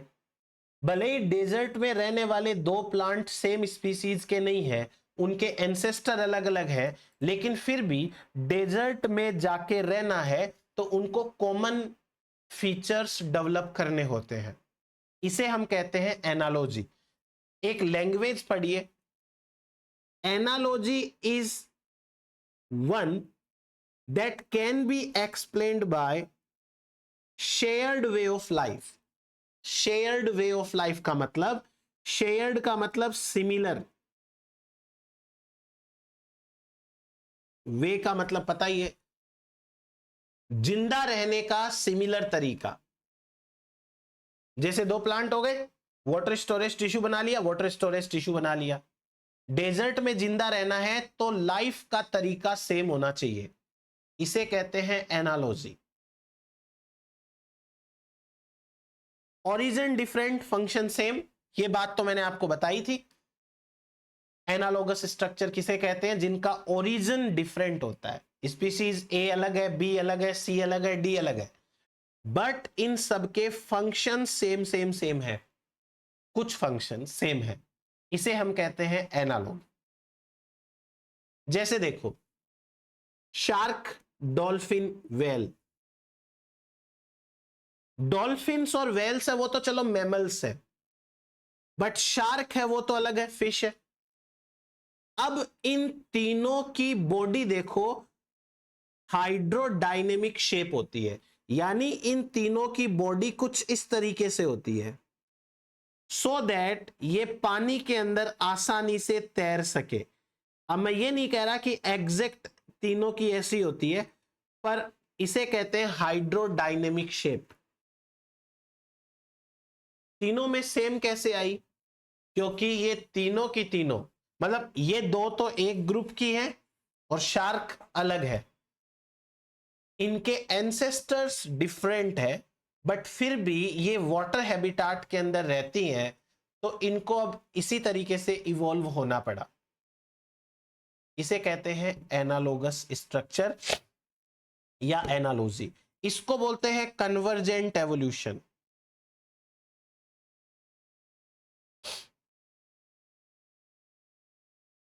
जैसे डाइवर्जेंट एवोल्यूशन होता है ना, वैसे ही होता है कन्वर्जेंट एवोल्यूशन।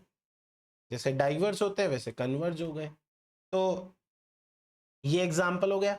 और एग्जाम्पल देखिए, कन्वर्जेंट एवोल्यूशन ले लेते हैं।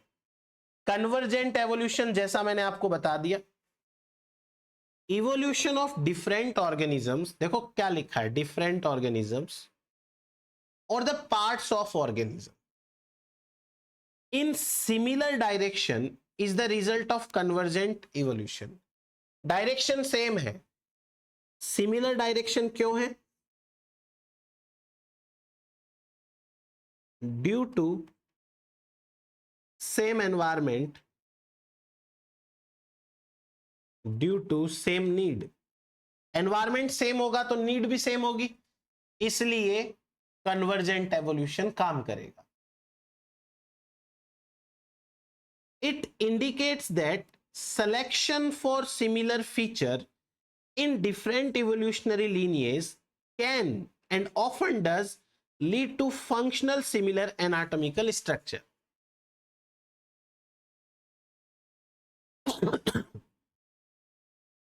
स्पीसीज 1 है, स्पीसीज 2 है, स्पीसीज 3 है।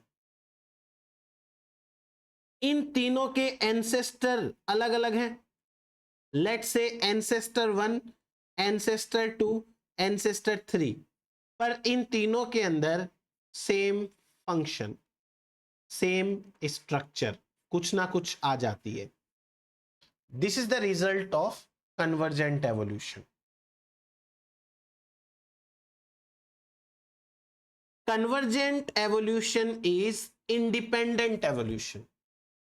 जाहिर सी बात है, जब यहां पर स्पीसीज अलग अलग है तो अलग अलग एंसेस्टर के डिसेंडेंट्स में इंडिपेंडेंट एवोल्यूशन ही होगा ना। स्पीसीज 1, स्पीसीज 2, स्पीसीज 3 और ले लो एक स्पीसीज 4 भी। ये चारों की चारों स्पीसीज एक एरिया के अंदर आके रहने लग गई। अब चूंकि ये एक एरिया में आके रह रही है, इनका एंसेस्टर तो कॉमन है नहीं, तो इनके पास में शेयर्ड कैरेक्टर तो है नहीं, फिर भी इनके अंदर जो सेम कैरेक्टर इवॉल्व हो रहा है वो इंडिपेंडेंटली हो रहा है। इसे कहते हैं independent evolution of similar feature in species of different period of और इपोक इन टाइम। मतलब अलग अलग हो सकता है, स्पीसीज 1 है उसका इवोल्यूशन सबसे पुराना है, स्पीसीज 3 है वो सबसे लेटेस्ट है, तो अलग अलग पीरियड की ये स्पीसीज है, पर इनके अंदर कॉमन फीचर का डेवलपमेंट हो रहा है। इट सिंपली मींस कि इनके अंदर इंडिपेंडेंट एवोल्यूशन हो रहा है। नेक्स्ट, कन्वर्जेंट एवोल्यूशन क्या क्रिएट करता है? एनालोगस स्ट्रक्चर्स क्रिएट करता है। दैट हैव सिमिलर फॉर्म और फंक्शन। एनालोगस स्ट्रक्चर का फंक्शन सिमिलर होता है, but were not present in the last common ancestor. वो एंसेस्टर में थोड़ी होती है। क्यों? क्योंकि एंसेस्टर तो वैसे एनवायरमेंट में गया ही नहीं, तो एंसेस्टर के पास में कैसे आएगी? जैसे विंगलेस इंसेक्ट है, विंगलेस इंसेक्ट कभी ऐसे एनवायरमेंट में गए नहीं कि उनके अंदर विंग्स आए, पर जो विंग्ड वाले इंसेक्ट है उनमें तो विंग्स प्रेजेंट होते हैं ना। इसलिए ये जो एनालोगस स्ट्रक्चर्स या फंक्शन होते हैं ना, ये कॉमन एंसेस्टर में एब्सेंट होते हैं। सो आप ये चीज मेंशन कर सकते हैं कि एनालोगस स्ट्रक्चर और फंक्शंस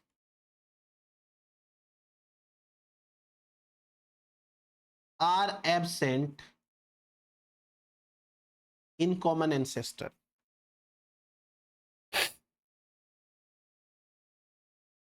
ये कॉमन एंसेस्टर के अंदर एब्सेंट होते हैं। Next, the cladistic term for the same phenomenon is homoplasy. ये वाली बात मैं आपको फाइलोजेनेटिक ट्रीज में पढ़ाऊंगा। फाइलोजेनेटिक ट्रीज, इसको आप एक बार छोड़ दें, क्योंकि इसको एक्सप्लेन करने के लिए वापस से मेरे को फाइलोजेनेटिक ट्री है वो दिखाना पड़ेगा आपको।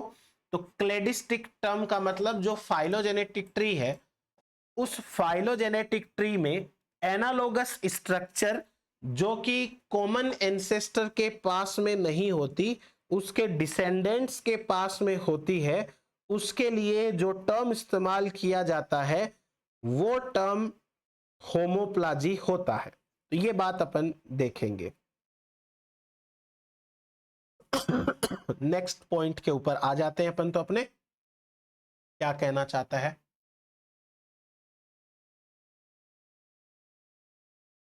एक एग्जाम्पल है, पहले मैं पिक्चर भी दिखा देता हूं साथ में तो आपको समझ में आएगा। एक एंसेस्ट्रल फिश है सबसे पुरानी, उस एंसेस्ट्रल फिश से एक और दूसरी एंसेस्ट्रल शार्क बनी, इस एंसेस्टर से शार्क बन गई, फिर इस फिश से एंसेस्ट्रल रेप्टाइल्स बने, इन रेप्टाइल से एक तो इक्तियोसोर, और इस एंसेस्टर से एक और एंसेस्टर मैमल बनके मैमल से पोरपोइज ये बने। अब आप एक चीज देखो यहां पे, वैसे देखा जाए तो सबका ही एक ही कॉमन एंसेस्टर है, परंतु यहां पे ये है एंसेस्टर 1, इसका एंसेस्टर ये है और इसका एंसेस्टर ये है। 3 एंसेस्टर हो गए, 1 2 3। इन तीनों एंसेस्टर के डिसेंडेंट में कुछ सिमिलरिटी दिखाई दे रही है। इनकी बॉडी साइज, बॉडी शेप देखो आप, तो ये कन्वर्जेंट एवोल्यूशन का कारण है। कैसे? जो एंसेस्ट्रल फिश है सबकी एंसेस्टर, उससे एक एंसेस्ट्रल शार्क बनी, और शार्क से डिसेंडेंट शार्क जो बनती है वो तो पानी की पानी में ही रहती है। दूसरा, ये एक एंसेस्ट्रल रेप्टाइल बना, इस रेप्टाइल का डिसेंडेंट है इक्तियोसोर, और ये इक्तियोसोर पानी के अंदर आया रहने के लिए। एक बार ये पानी के बाहर जा चुके थे, outside of water, outside of water, ये पानी के बाहर जा चुके थे, वापस से पानी में आए रहने के लिए, तो पानी के अकॉर्डिंग। फिर इस रेप्टाइल से एक मैमल बना, और ये मैमल ऑब्वियस सी बात है आउटसाइड ऑफ वाटर है, इसका डिसेंडेंट वापस से वाटर के अंदर आया रहने के लिए। तो ये एग्जाम्पल हुआ कन्वर्जेंट एवोल्यूशन का 3 मैराइन प्रीडेटर विथ डिफरेंट एंसेस्ट्रीज। तीनों का एंसेस्टर डिफरेंट है, वैसे तो सबका ही सेम है, बट इन तीनों का डायरेक्ट एंसेस्टर डिफरेंट है। शार्क का पानी वाला है, इक्तियोसोर का इसका टेरिस्ट्रियल है और पोर्पोइस का भी टेरिस्ट्रियल है। ये हो गया हमारे पास में 3 टाइप के ऑर्गेनिजम्स जिनके अंदर कन्वर्जेंट एवोल्यूशन पाया जाता है। अब जो इक्तियोसोर है वो एक एक्सटिंक्ट रेप्टाइल है जो कि खत्म हो चुका। ये फिश नहीं है, ये रेप्टाइल है, बट इसकी बॉडी फिश के जैसी दिखती है, वो तो कन्वर्जेंट एवोल्यूशन के कारण।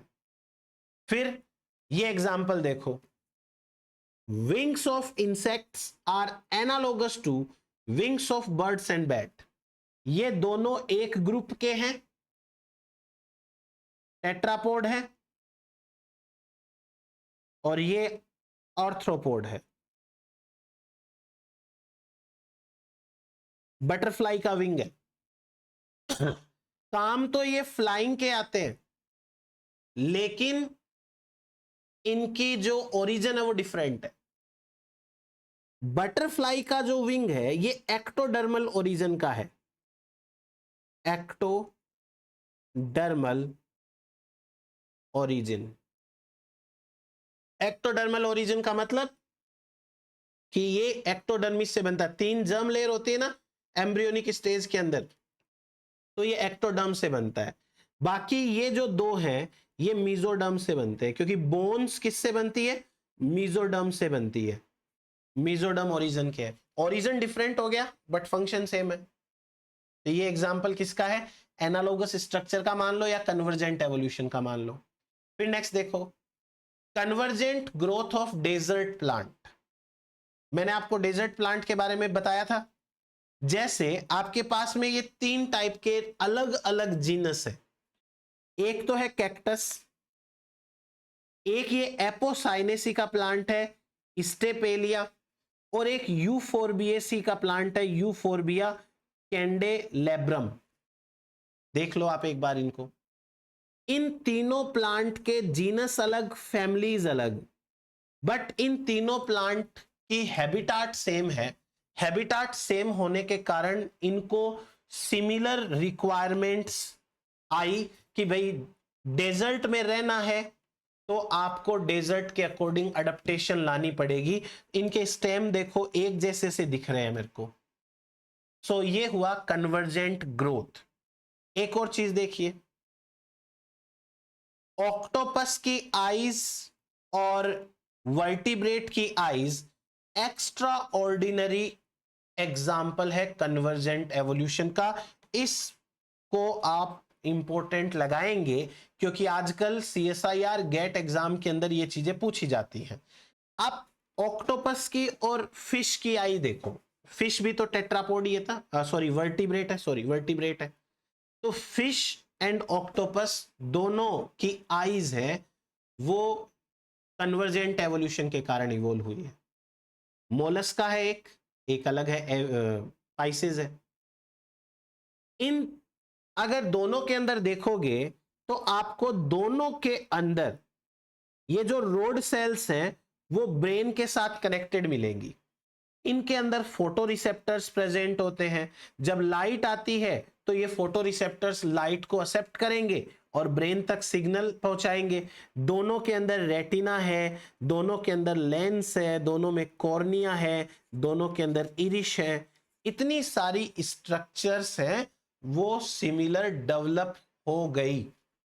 बड़ी बात है ये। तो ये कन्वर्जेंट एवोल्यूशन का एग्जाम्पल है ऑक्टोपस की आईज एंड वर्टिब्रेट की आईज। आप इन वर्टिब्रेट में मैमल्स भी लिखा हुआ आ सकता है, ह्यूमन भी लिखा हुआ आ सकता है, तो आप इस चीज के लिए तो प्रिपेयर्ड रहे। फिर देखो ये 2 सकुलेंट प्लांट है, दिखने में भी सुंदर दिख रहे हैं। एक प्लांट है यूफोर्बिया, दूसरा प्लांट है एस्ट्रोफाइटम। दिख रहे हैं लगभग सेम सेम से, बट दोनों के दोनों अलग स्पीसीज हैं, अलग जीनस है, दोनों की अलग फैमिलीज है। और ये एग्जाम्पल किसका है? कन्वर्जेंट एवोल्यूशन का। नेक्स्ट देखिए, वर्टिब्रेट के जो विंग्स है वो पार्टली होमोलोगस है। बट एनालोगस ऑर्गन्स है फ्लाइट के पर्पज से। मैं आपको एक चीज बता देता हूं, आप ये विंग्स वाला एग्जांपल है ना, दोनों कैटेगरी के अंदर लेते हो। जैसे यदि आप विंग्स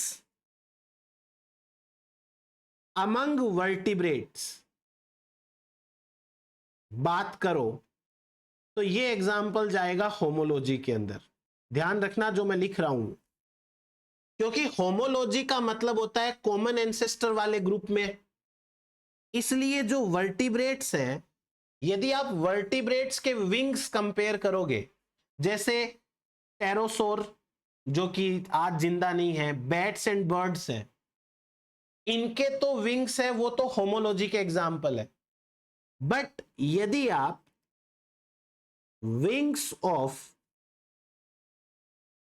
वर्टिब्रेट एंड इनवर्टिब्रेट में कंपेयर करोगे तो ये किसका एग्जाम्पल होगा? एनालॉजी का।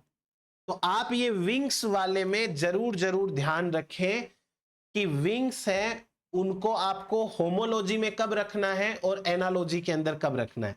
एनालॉजी का मतलब हो गया कि आपको डिफरेंट एंसेस्टर वाले ऑर्गेनिजम्स में चेक करना है। वर्टिब्रेट अलग, इनवर्टिब्रेट अलग, तो इनमें यदि विंग्स है तो वो एनालॉजी, और वर्टिब्रेट वर्टिब्रेट में विंग्स है तो वो होमोलॉजी। नेक्स्ट देखो, मार्सुपियल्स ऑस्ट्रेलिया के और नॉर्थ अमेरिका के placental mammals. Marsupial and placental mammals जो दो अलग अलग जगहों के हैं, उन दोनों के अंदर कंपैरिजन करें तो इनके अंदर आपको मिलता है कन्वर्जेंट एवोल्यूशन। इनके डायरेक्ट एंसेस्टर्स अलग अलग हैं, बट फिर भी इनके अंदर कई सारी सिमिलरिटी है कि दोनों मैमल्स हैं। तो मैमल्स के अंदर काफी सिमिलरिटी आ जाएगी, कन्वर्जेंट एवोल्यूशन का एग्जांपल है। Marsupials and placental mammals have evolved independently from a common ancestor more than 100 million years ago, but have also evolved similarity in shape, locomotion and feeding habits. Important line है। As such इनके ancestors common है, but इनके अंदर similarities अलग अलग जगह पे जाने के बाद में भी आ गई। ये convergent evolution का एग्जाम्पल रहेगा। जैसे कि ये वाला पिक्चर है, आपको ये वाला पिक्चर बहुत सारी जगह पे मिलेगा, आपको गूगल से वापस एक बार चेक कर लेना है यदि आपको ये वाला समझ में नहीं आ रहा हो और कौन किसके साथ सिमिलरिटी शो कर रहा है। जैसे डॉग लाइक कार्निवोर, यदि प्लेसेंटल मैमल्स की बात करो तो वॉल्फ, और यदि मार्सुपियल की बात करो तो टेस्मानियन वॉल्फ। वॉल्फ वॉल्फ एक दूसरे के एनालोगस हो गए। ये कैट लाइक कार्निवोर, ये ओसियोलोट, और ये हो गया नेटिव कैट। उसके बाद में ये आर्बोरियल ग्लाइडर, ये fossorial herbivore, digging aunt feeder, और ये सब टेरेनियन इंसेक्टिवोर। ये सारे के सारे एक दूसरे के एनालोगस हैं। तो ये कन्वर्जेंट एवोल्यूशन का एग्जाम्पल हो गया। मैंने बोला था ना पहले,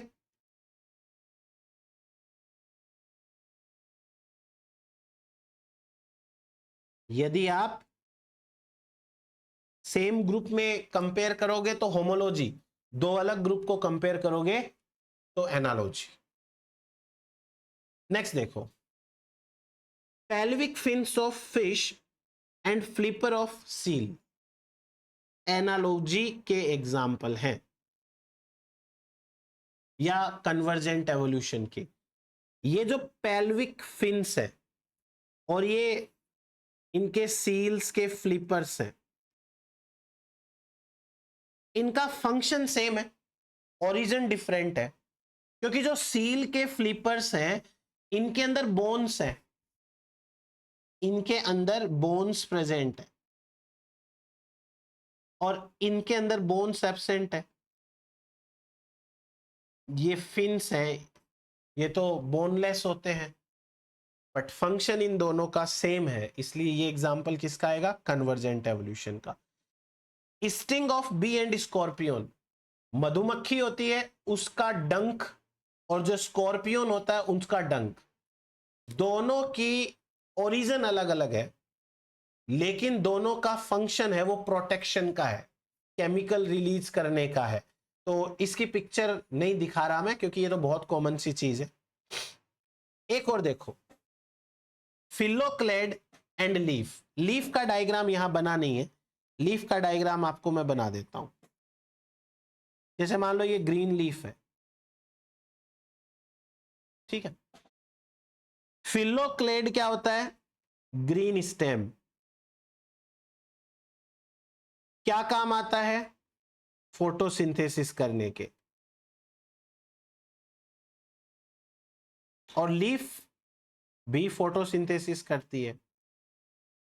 तो ये किसका एग्जाम्पल है, ये एग्जाम्पल है ऑर्गन एनालॉजी का, ऑर्गन एनालॉजी। जैसे कैक्टस का प्लांट है ओपनशिया, और ये कोई दूसरा प्लांट है रस्कस का या एस्पेरेगस का, इस तरीके से बहुत सारे प्लांट्स होते हैं।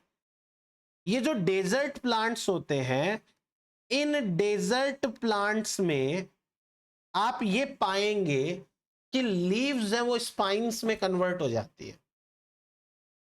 ये उनके लिए एक तरीके का अडप्टेशन होता है कि भाई वो अपने हैबिटाट में सरवाइव करने के लिए अपनी लीव्स को मॉडिफाई कर लेते हैं या लीव्स को गिरा देते हैं, बट वो अपने स्टेम को ग्रीन कर लेते हैं ताकि वो अपने स्टेम की मदद से फोटोसिंथेसिस कर सके। और जो एक लीफ होती है नॉर्मल लीफ, वो तो लीफ है, वो तो अपना सिंपल सा फोटोसिंथेसिस का काम कर ही रही है। तो यहां पर लीफ अलग और स्टेम अलग है, दोनों अलग अलग है। स्टेम का ओरिजिन किससे होता है, यदि आप देखें तो जो स्टेम बनता है वो स्टेम बनता है from plumule, from plumule.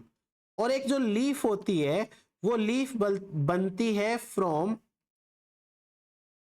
Leaf बड या एक्सिलरी बड, एक्सिलरी बड से बनती है। तो दोनों का ओरिजिन डिफरेंट है, बट इस केस में फंक्शन दोनों का फोटोसिंथेसिस है। एनालॉजी का एग्जांपल हो गया।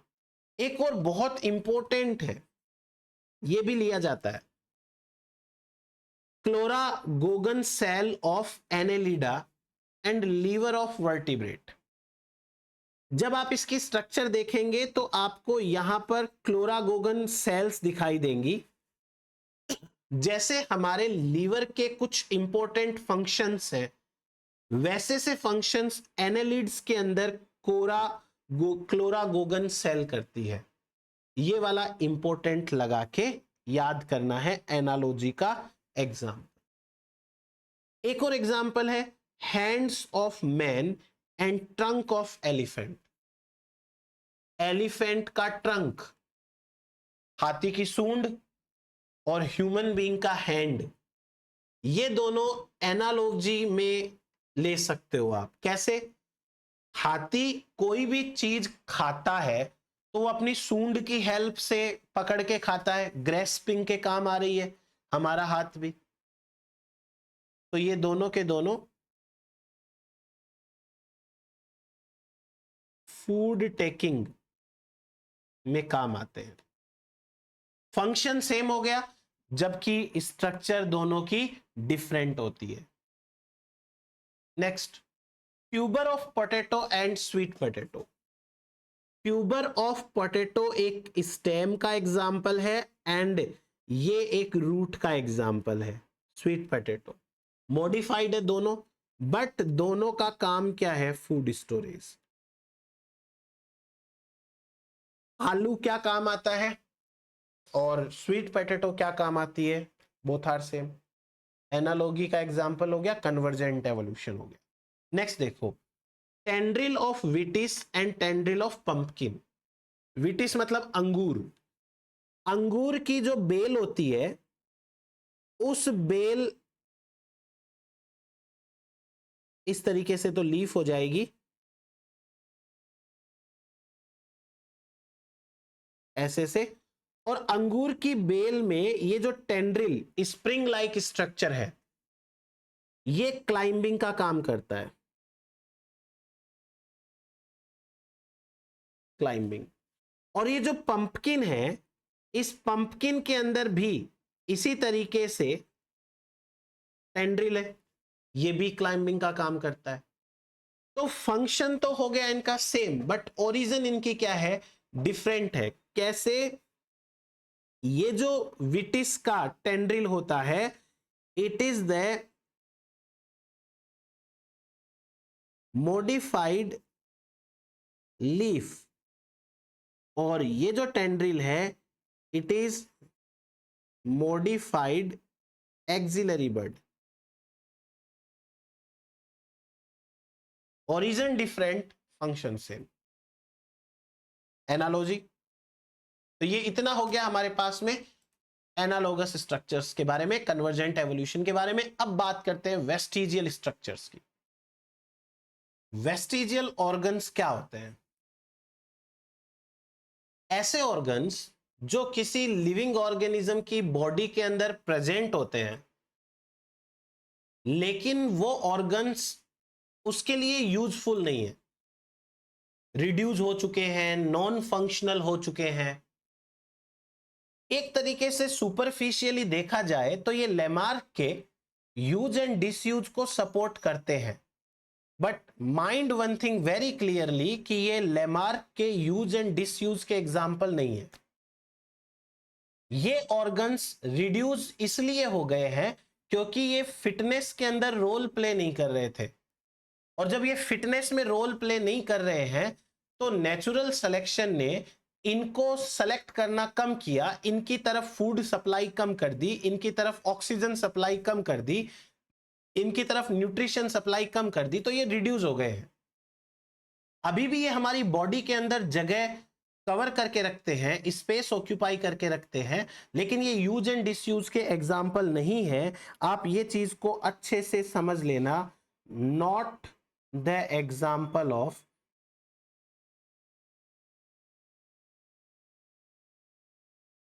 Use and disuse. ये यूज एंड डिसयूज के एग्जाम्पल नहीं है, चाहे आपको कितना भी लगे। उल्टा वेस्टिजियल ऑर्गन तो हमें कॉमन एंसेस्ट्री का आइडिया देते हैं। जैसे कि आप सोचो, अभी मैं आपको एग्जाम्पल बताऊंगा, स्नैक होते हैं, स्नैक के अंदर हाइंड लिम्ब्स के जो थोड़े से बचे हुए रेमिनेंट पाए जाते हैं, हाइंड लिम्ब्स के। हमारे अंदर तो हाइंड लिम्ब बहुत अच्छे से डेवलप्ड है, पैर अपने दोनों। तो अब ये स्नैक एंड ह्यूमन बीइंग दोनों में हाइंड लिम्ब से रिलेटेड स्ट्रक्चर्स प्रेजेंट है, तो ये दोनों की कॉमन एंसेस्ट्री को बता रहा है ना। इसलिए हमको वेस्टिजियल ऑर्गन्स को उसी तरीके से लेना है। Vestigial organs are the example of homology. ये काम नहीं कर रहे हैं वो बात अलग है, but they are not the example of use and disuse, but they are the example of homology, and homology simply means common ancestry.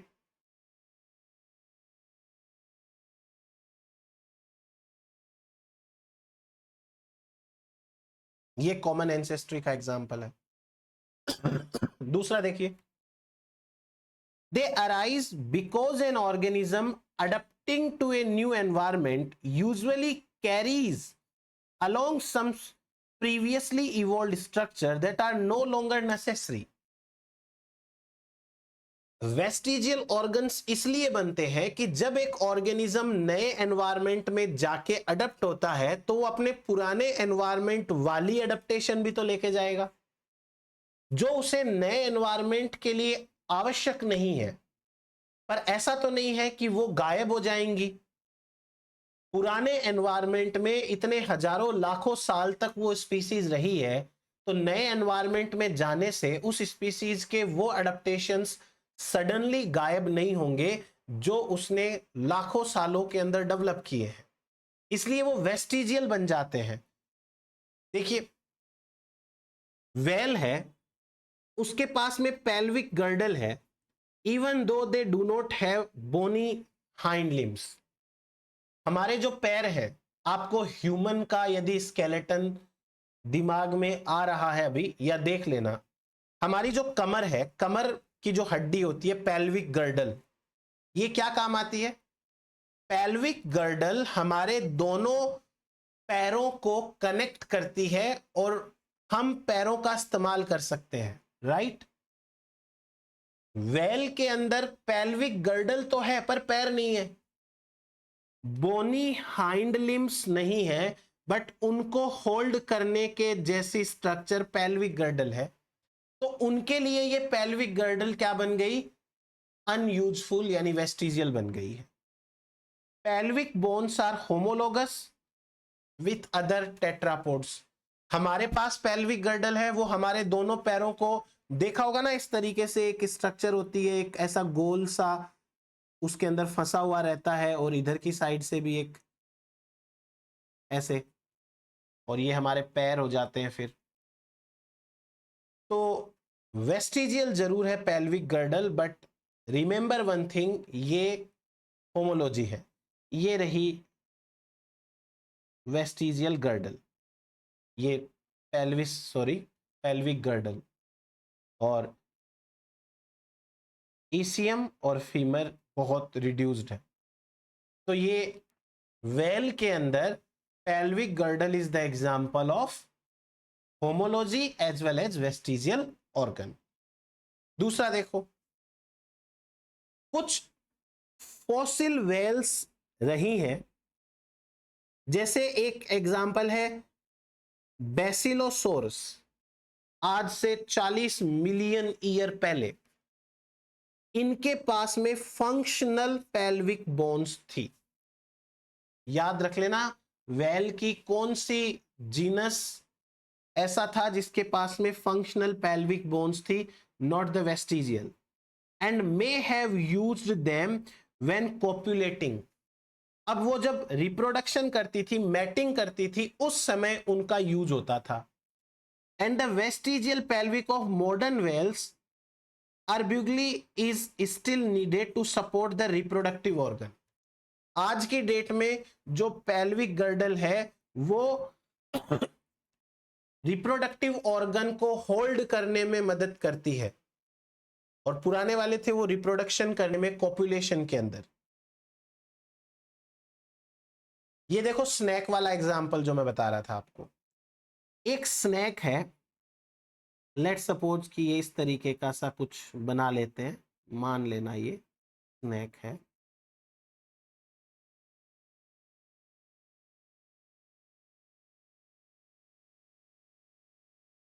ऐसे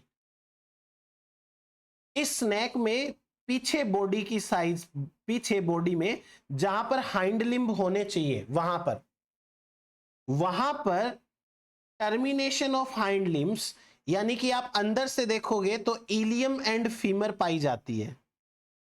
ये रिड्यूस्ड हो गई है बट स्टिल प्रेजेंट है।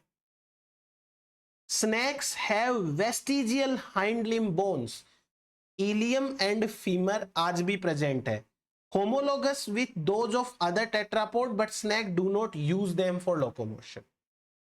हमारे पास भी है पर हम तो चलने में काम में लेते हैं उनको, इनके पास में भी है पर ये काम में नहीं लेते, पर एटलीस्ट एग्जाम्पल तो आया ना। और देखो ह्यूमन के अंदर कौन कौन से वेस्टिजियल ऑर्गन्स है? रूडिमेंट्री ईयर मसल्स ह्यूमन के अंदर, ये जो थर्ड मोलार है, विजडम टीथ जिसको बोलते हैं अपन, वो ये हमारी पेल्विस है। पेल्विस के अंदर ये कोकिजियल टेल वर्टिब्रेट, जो पूंछ होती थी ना, इसको आप रूडिमेंट्री टेल बोन भी बोल सकते हो, रूडिमेंट्री टेल बोन, कोकिजियल वर्टिब्री। ये फिर आपको वर्मीफॉर्म अपेंडिक्स का तो पता ही है, इंटेस्टाइन से जुड़ा हुआ छोटा सा पार्ट जो कभी कभी बहुत ज्यादा दर्द करता है, जिसको ऑपरेशन से हटा भी दिया जाता है। ये ह्यूमन बीइंग के कुछ इंपॉर्टेंट वेस्टिजियल ऑर्गन्स हैं जो सपोर्ट करते हैं हमारी होमोलॉजी को, ना कि ये यूज एंड डिसयूज का है। तो ये इतना हुआ हमारे पास में। ठीक है, आराम से पढ़ते रहिएगा, सबके साथ शेयर करते रहिएगा। Thank you very much.